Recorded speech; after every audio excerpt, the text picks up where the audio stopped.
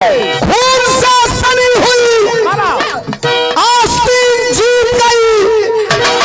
कुछ जगह पर हम थोड़े वोटों से हार गए और कुछ जगह पर मशीन जीत गई, कुछ जगह पर मशीन जीत गई। छोड़ दीजिए, 10 तारीख को सरकार नहीं बनी। एक बात मैं बताऊं,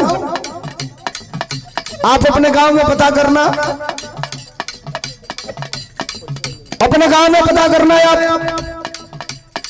2022 के पहले नवंबर में अगर आपके गांव के 2021 नवंबर दिसंबर में आपके गांव के किनारे सड़क पर दौड़ने वाले लड़कों की संख्या सुबह अगर भोर में अगर 50 रही होगी तो फरवरी और जनवरी 2022 में 50 से बढ़ के 200 हो गई होगी।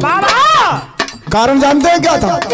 कारण यह था कि नौजवानों के मन में विश्वास था 10 मार्च को उत्तर प्रदेश में समाजवादी पार्टी की अगर सरकार बनेगी, एक ऐसा आदमी मुख्यमंत्री बनेगा जिसने कहा है नौजवानों और बहनों, अगर दौड़ना चाहते हो तो दौड़ो, दौड़ना। 10 मार्च के बाद जब हमारी सरकार अगर होगी तो केवल दौड़ के आगे आ जाना और केवल एक परीक्षा, लिखित परीक्षा पास कर देना, सरकार हमारी होगी। अखिलेश यादव, जब मैं मुख्यमंत्री रहूंगा तो तुम्हारे शरीर पर उत्तर प्रदेश पुलिस की वर्दी देकर तुम्हारे सम्मान को बढ़ाने का काम करूंगा। इस सवाल पर नौजवान दौड़ रहा था। नहीं बनी सरकार, मैं लगातार साथ चला था, लगातार 2.5 महीने में 9 किलो वजन कम हुआ था, 9 किलो। घर गया तो परिवार के लोग किस भाषा से नवाज रहे थे मैं नहीं जानता, ये सिद्धांत भी मेरे साथ चला था लगातार। छोड़ा लो यहूबादी के सरकार ना बनल। 25 मार्च का दिन था, 15 दिन बीत गया था, अच्छा नहीं लग रहा था। मैं लखनऊ चला गया, पार्टी कार्यालय पर था, तब तक आदरणीय राष्ट्रीय अध्यक्ष जी की गाड़ी आई, अंदर गए, नजर पड़ गई थी, सिक्योरिटी को भेज के बुलवा लिए, मैं अंदर चला गया। जहां बैठे थे मैं गया, उनके सामने खड़ा होते ही मेरे आंखों से झरझर झरझर पानी गिर रहा था, मैं रो रहा था। कह सोलंकी चुप रहो, रखा था हाथ मेरे कंधे पर हमारे नेता आदरणीय अखिलेश यादव जी ने और कहा सोलंकी, राजनीति में सरकारें आती हैं जाती हैं, MP MLA बनते हैं बिगड़ते हैं, लेकिन ये इनकलाब जो तुम्हारे संगठन ने पैदा किया, जो तुमने पैदा किया अपने लोगों को लेकर, ये इनकलाब रुकना नहीं चाहिए। हमसे जो मदद होगी लेते रहना। हमने कहा साहब कोई मदद नहीं। भाई क्यों आए? हमने कहा 20 दिन हो गए आज आपको देखे हुए, हफ्ता नहीं बीतता है जब हम आपको न देख लें, आज 20 दिन हो गया। पैर छुआ, नमस्ते किया, वापस आया, बाहर निकला, ड्राइवर से कहा कि चलो घर। हमको लखनऊ से देवरिया आने के लिए पूर्वांचल एक्सप्रेसवे अब अच्छा पड़ रहा है, जल्दी पहुंच जा रहे हैं, तो पूर्वांचल एक्सप्रेसवे पे गाड़ी चढ़ गई। सुल्तानपुर में क्रॉस किया था, तब तक एक सरकारी पार्टी के नेता का फोन आया, 2 बार आया। मैं तीसरे बार फोन उठाया, हमने कहा यस, तो कहे धर्मेंद्र सोलंकी बोल रहे हो? हमने कहा बोल रहा हूं। तो इतना खराब भाषा का प्रयोग किया भाई साहब, इतना खराब भाषा कि मैं माइक में आपसे नहीं बता सकता। हम कहे कि भैया काहे इतना खराब भाषा बोल रहे हैं, क्या दिक्कत है? तो कहे सोलंकी बोल रहे? हमने कहा बोल रहा हूं। तो कहा आप काहे नहीं गा रहे हो? 15 दिन बीत गया, क्यों नहीं गा रहे हो अखिलेश यादव का गाना? हमने कहा गाऊंगा, कल परसों 2-4 दिन बाद फिर गाऊंगा। कहा क्या बचा है तुम्हारे पास गाने को?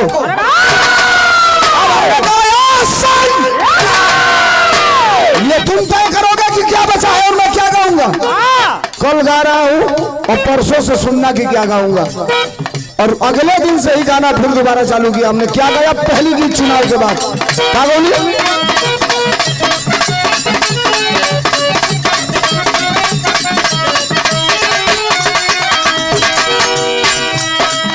ये गौला रानी पहला गाना, जबले बाजा में रही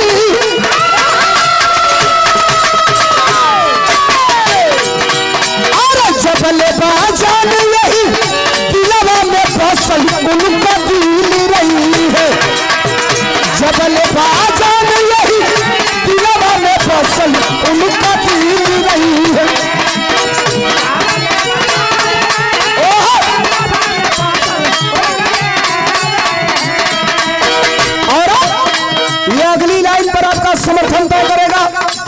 यही आप सुनना बंद कर देंगे कि एक आध लाइन और सुनेंगे समाजवादी पार्टी का गाना? अगली लाइन पर आपकी तालियां ये और आपका समर्थन तय करेगा कि कितना सुनेंगे आप। हमने गाया, क्या गाया? अरे सफल पहचान यही दिलवा में फसल उनका दिल रही है, जितना बात अखिलेश साई रही है, वो जितना बात अखिलेश साई दिल रही है।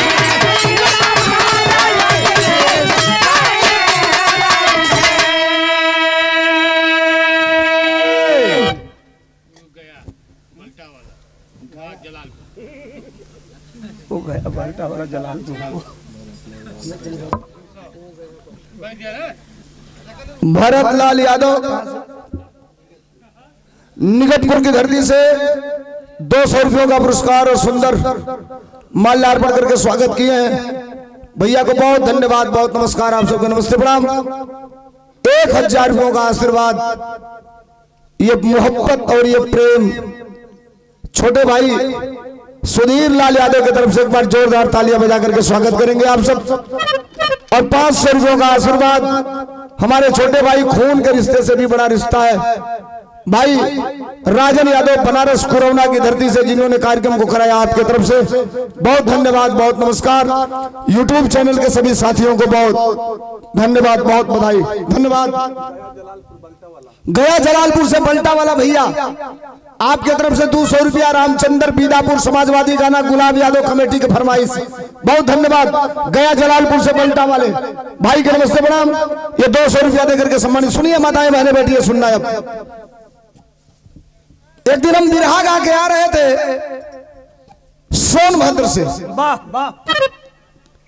तब बनारस सोनभद्र चाहे मिर्जापुर में बिरहा गोले का मतलब हमारी ओर 1:30-2 बजे बंद हो जाता, बिरहा साझे बंद हो जाता। ऐजा कब कब लो हो जाता था, वो उग जाता ना लहले के बात है। अच्छा, सौकेरे बिरहा बंद हो गई, हम लोग आ रहे थे, तो जब सोनभद्र से आएंगे आप बनारस, तो रास्ते में एक जगह पड़ती है जिसका नाम है मारकुंडी पहाड़ी। बाबा तो मारकुंडी पहाड़ी पर हमारे साथी लोग कहल कि तनी नेताजी रुकल जाओ, तनी फोटो वोटो खिंचा जाओ पहाड़वा पर।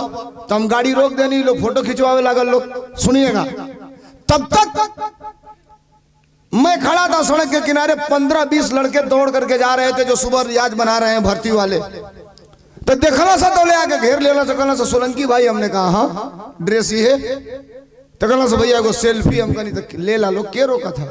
फोटो वोटो खिंचा गई, हम कहे भैया जाने दीजिए, बिरहा बड़ी दूर। तो कहना सा सोलंकी भाई जा तला तो जा, लेकिन एगो नया गाना गावा। हम कहले भैया हम रोजे नया गाई ला, अब कौन नया गाई? कहला सा ना एगो और नया गावा। हम कहले आखिर कैसन नया गाना गाइए के बताइबा लोग। कहला सा एगो नया नौकरी आई भी है देश में 4 साल वाली,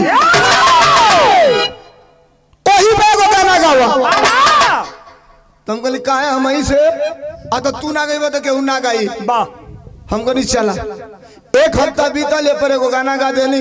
बरेली चला गया, पार्टी का कार्यक्रम तक करके आ रहा था, शाहजहांपुर क्रॉस किया तो आगे आयोजक बंधु ने फोन किया, सोलंकी भाई क्या गा दिया यार, नोटिस ले ली गई, प्रशासन कह रहा है कल मुकदमा होगा। हमने कहा यार हमने गलत क्या गाया भाई, वीडियो भेजो अगर कुछ गलत गाया हूं तो कहे सब इतना ही क्लिप पे नोटिस लिया गया। हमने कहा भेजो, जो भेजे। अच्छा हम गलती है, मैं का गौले लइकवा कहना सत गौले रही, क्या गौली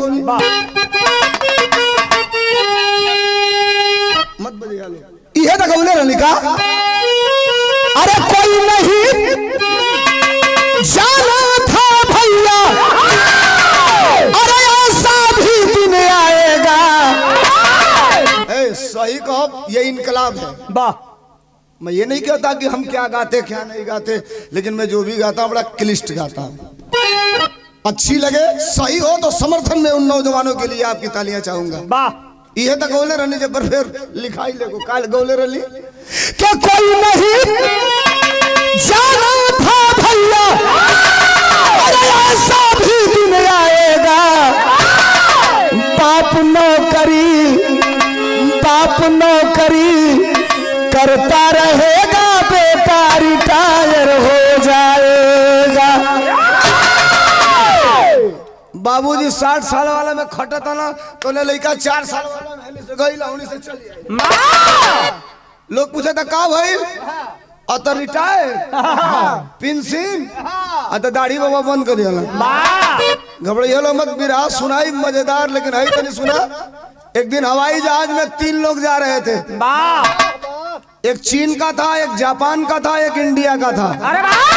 जहाज उड़ गई, आधा घंटा उड़े हुआ तब तक चीन वाला, ये तीनों एक के सीट पे बैठे थे, 3 वाले सीट पे। तो चीन वाला खड़ा हुआ कहा आई एम डॉक्टर। तो इंडिया ने कहा तो ओसे का करे बात हम उतने रुपये दिल वाले, हम उतने रुपये दिल वाले। चल भाई कलश ना बैठेंगे नहीं, हम डॉक्टर हैं, हमने ऑपरेशन करके एक आदमी का किडनी चेंज कर दिया। जो टाका लगाया उसके 15 मिनट के बाद वो आदमी खड़ा होकर काम धंधा ढूंढना चालू कर दिया। इंडिया वाला कल साला ही तो फेंक रहा है, और हमरो वाला से ढेर फेंका था ये। को तो जो किडनी चेंज किया उसके 15 मिनट के बाद काम धंधा ढूंढना चालू कर दिया। अच्छा आधा घंटा बीतल तो ले जापान वाला खड़ा हुआ, कहा तुम छोटे डॉक्टर हो हम बड़े डॉक्टर हैं। India hello hello hello India लोग अलग के सारे ही कुल डॉक्टर में भरल हो सका। पहले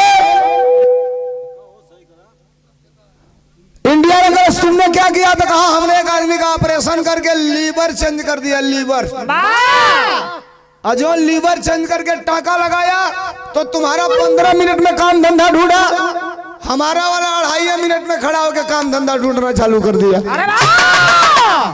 अब इंडिया ला उठल उठ के गई जहाजिया में एयर होस्टेड होती हैं सब लड़कियां जो चाय हुए पकौड़ी उकौड़ी दिली सब। तो गई एयर होस्टेड के पास, कहा excuse me madam come here. तो वो कही यस। तो कही कि कहा कि एमे फाटक के ने खिड़की ओकरा भैया तो बोलोरो में बैठल बानी। कहता खिड़की किधर है? तो कहलस क्या करोगे? तो कहलस सही में से कूदब। तू कहलस अरे मर जाओगे कूद जाओगे तो क्यों कूद रहे हो? तो कहलस कूदी ना तो बैठी आई तू को गप्पी का सार करी बहन की हमारी बगल में बैठ गई वाला सब। एगो कहता हमने किडनी चेंज किया तो काम धंधा ढूंढा, एगो कहता लीवर चेंज किया तो काम धंधा ढूंढा। कहा देखो इसमें बवाल मत करो, जो एयरपोर्ट पे उतरोगे पकड़ लिए जाओगे, कैमरा लगा है रिकॉर्ड हो रहा है। जाके कोनो में बैठ गई। अच्छा एक सीट बीचे में रहे, कोरिया चीन वाला रहे, कोरिया जापान वाला। आज जो बैठल तो फिर कहल चालू कैला सा हमने किडनी चेंज किया तो काम धंधा ढूंढा, हमने लीवर चेंज किया तो काम धंधा ढूंढा। अब ऐसे रही ना गई, उठ के खड़ा भेल कहला चुप रहो,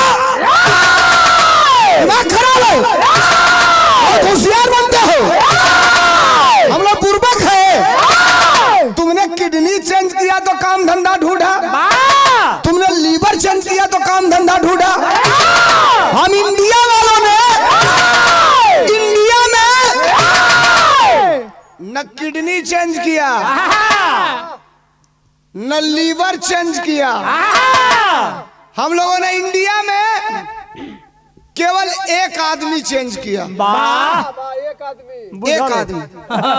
हम नाम नहीं धरते उनका, जो रखेंगे हज देख मुकदमा हेलो तो अपनी व्यूज के चक्कर में डाल दे लो। 3 नंबर में गई हम ना हम लोग ना धर्म कहला सा कहा कि हम लोगों ने इंडिया में केवल एक आदमी चेंज किया। और जिस दिन से चेंज किया पूरा इंडिया काम धंधा ढूंढना चालू कर दिया, पूरा इंडिया।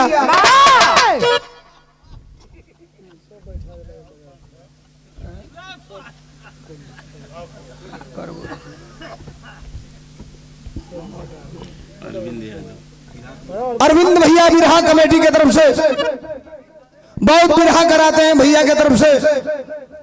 ये 500 रुपयों का दूसरे बार का पुरस्कार। माताएं बहनें बैठी हैं, नौजवान बैठी हैं, सुनना 2 से 3 मिनट के बाद बिरहा की तरफ लेकर के चलूंगा। एक बार फिर से अरविंद भैया के नाम पे ताली बजा के स्वागत कर दिला, जोरदार ताली। बहुत धन्यवाद, बहुत नमस्कार।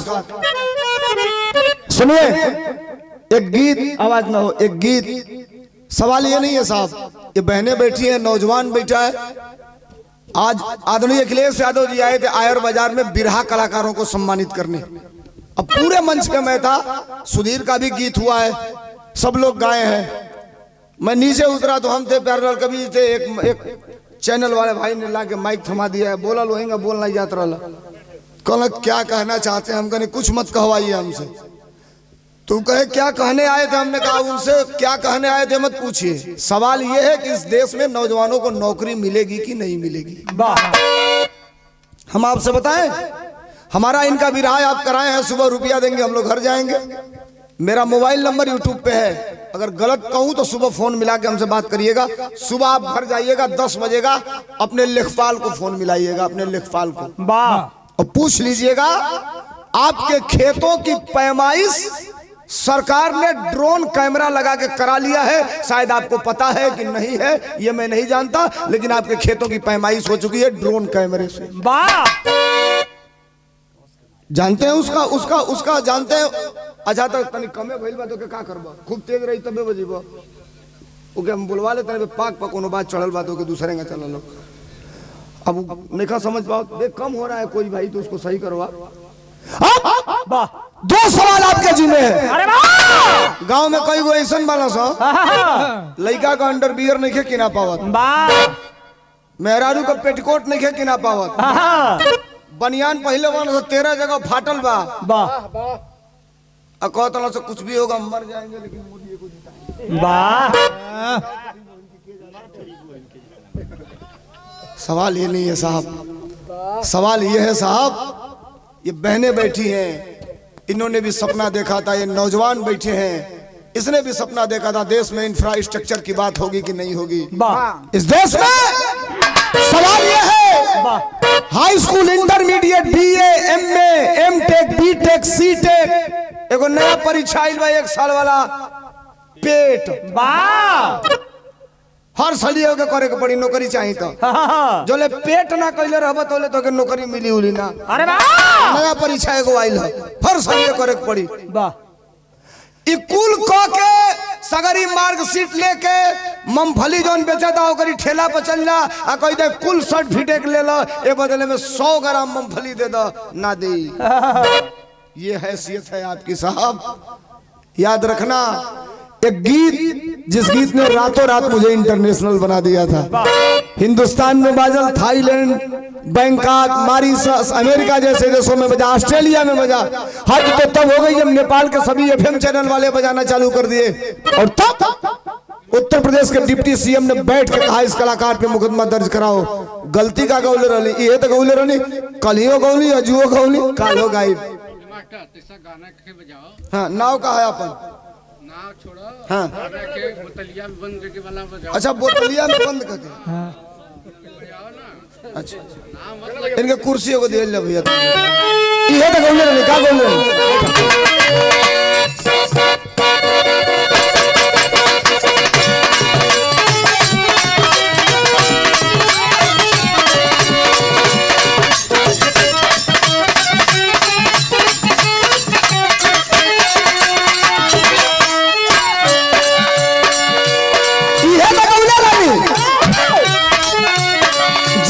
राज चलवला सुसप्पा,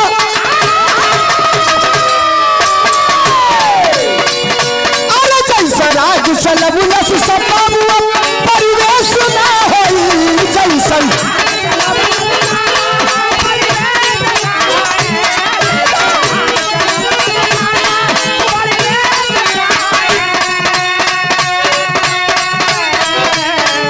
स्वागत चाहे अगली लाइन पर अगर सही हुई, मोहब्बत ये तो ना हुई तो अगली लाइन पर आप लोगों का स्वागत चाहते हैं बात पर।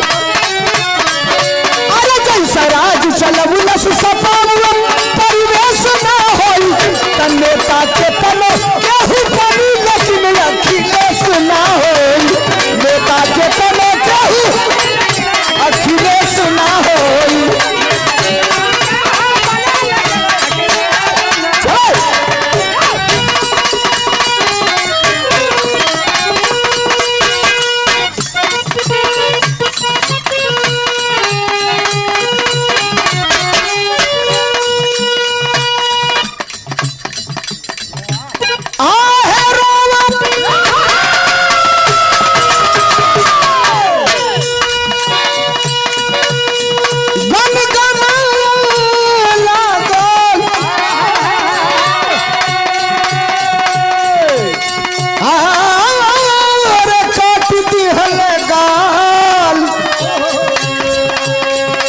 आई हो सवरिए लाल